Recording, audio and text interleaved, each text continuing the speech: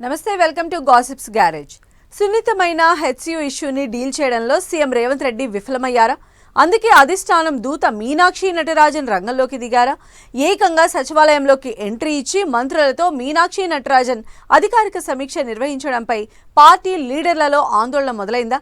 ఇంతకీ మీనాక్షి ఎంట్రీతో కాంగ్రెస్ ప్రభుత్వంలో ఏం జరగబోతోంది?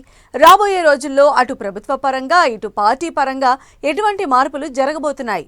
Watch this story. సచివాలయంలోకి ఎంట్రీ ఇచ్చిన మీనాక్షి నటరాజన్. మీనాక్షి సచివాలయ సమీక్షపై ప్రజల్లోకి తప్పుడు సంకేతాలు వెళ్లాయా? మీనాక్షి వ్యవహారంపై మంత్రుల్లో ఆందోళన మొదలైందా? ప్రభుత్వ సమర్థతపై పార్టీ పెద్దలకు నమ్మకం లేదా? తెలంగాణలో హైదరాబాద్ సెంట్రల్ యూనివర్సిటీ భూముల వ్యవహారం రోజురోజుకి వివాదాస్పదమవుతోంది. కంచ గచ్చిబౌలిలోని 400 ఎకరాల భూములను కాంగ్రెస్ ప్రభుత్వం అమ్మకానికి పెట్టారు అన్న వార్తలపై రాష్ట్రంలో తీవ్ర వ్యతిరేకత వ్యక్తమవుతోంది. హెచ్సియు విద్యార్థుల నుంచి మొదలుకుని ప్రతిపక్షాలు, పర్యావరణవేత్తలు, సినీ రంగ ప్రముఖుల వరకు అంతా కాంగ్రెస్ ప్రభుత్వ నిర్ణయాన్ని తీవ్రంగా వ్యతిరేకించారు.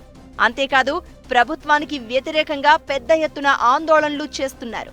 ఈ క్రమంలో విద్యార్థుల ఆందోళనతో పాటు విషయం సుప్రీంకోర్టు వరకు వెళ్లడంతో వ్యవహారం కాస్త సీరియస్ అయింది. దీంతో రేవంత్ సర్కారు మంత్రుల కమిటీని వేసి దిద్దుబాటు చర్యలు చేపట్టినా అప్పటికే జరగరాని నష్టం జరిగిపోయిందని, ఈ విషయంలో పరిస్థితి చేయి దాటిపోయిందనే వార్తలు పొలిటికల్ సర్కిల్స్ లో వినిపించాయట. సున్నితమైన హెచ్సియు వ్యవహారాన్ని సీఎం రేవంత్ స్మూత్ గా డీల్ చేయలేదంటూ వచ్చిన విమర్శల నేపథ్యంలో హైకమాండ్ దూతగా రాష్ట్ర పార్టీ వ్యవహారాల ఇన్ఛార్జ్ మీనాక్షి నటరాజన్ ఎంట్రీ ఇచ్చారు అనేది పార్టీ ఇన్సైడ్ టాక్.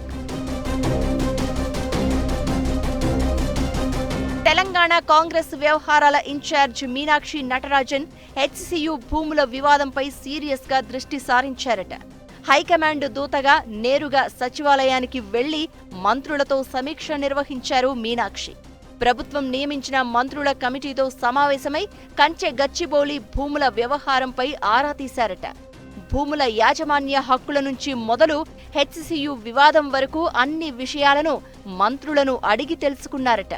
ఇక కాంగ్రెస్ పార్టీ అనుబంధ సంస్థ ఎన్ఎస్యుఐతో, ఆ తర్వాత ప్రజా సంఘాలతో వరుస సమావేశాలు నిర్వహించిన మీనాక్షి నటరాజన్ దీనిపై అధిష్టానానికి నివేదిక ఇచ్చేందుకు సిద్ధమయ్యారట.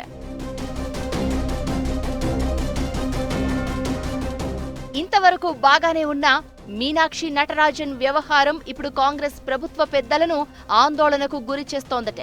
గాంధీ భవన్ కు పరిమితం కావాల్సిన మీనాక్షి ఏకంగా అధికార సచివాలయానికి రావడంపై సీఎం రేవంత్ రెడ్డి సహా మంత్రులు విస్మయం వ్యక్తం చేస్తున్నారు అన్న చర్చ జరుగుతోంది. హెచ్సియు భూముల వ్యవహారంపై ప్రభుత్వం నియమించిన మంత్రుల కమిటీతో అధికారికంగా ముఖ్యమంత్రి సమీక్ష నిర్వహించాల్సి ఉంటుంది. కానీ కేవలం పార్టీ ఇన్ఛార్జిగా ఉన్న మీనాక్షి నటరాజన్ మంత్రుల కమిటీతో సమీక్ష నిర్వహించడం, అది అధికారిక సచివాలయంలో జరగడం ఏంటని అంతా అవాక్కవుతున్నారనే టాక్ వినిపిస్తోంది. ఢిల్లీ పెద్దల ఆదేశాలతోనే మీనాక్షి ఇలా చేశారా, లేదంటే తనంతట తానే ఈ నిర్ణయం తీసుకున్నారా అని మంత్రులు ఆరా తీస్తున్నారట. అసలు సచివాలయంలో మీటింగ్ వెనుక ఏం జరిగింది, దానికి దారి తీసిన పరిస్థితులను తెలుసుకునే ప్రయత్నం చేస్తున్నారట మంత్రులు.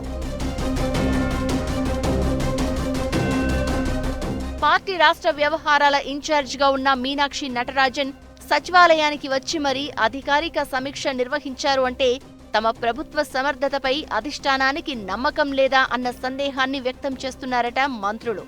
అందులోనూ హెచ్సియు భూముల వ్యవహారాన్ని సరైన పద్ధతిలో తాము డీల్ చేయలేకపోయామా అన్న డైలమాలోనూ పడ్డారట అమాత్యులు. అయితే మీనాక్షి నటరాజన్ అధికారిక కార్యక్రమాల్లో కలుగజేసుకోవడం, హెచ్సియు భూముల వ్యవహారానికే పరిమితం అవుతారా, లేదంటే ఇకపై అన్ని ప్రభుత్వ వ్యవహారాల్లో ఆమె తల దూరుస్తారా అనే అనుమానాలను వ్యక్తం చేస్తున్నారట మంత్రులు.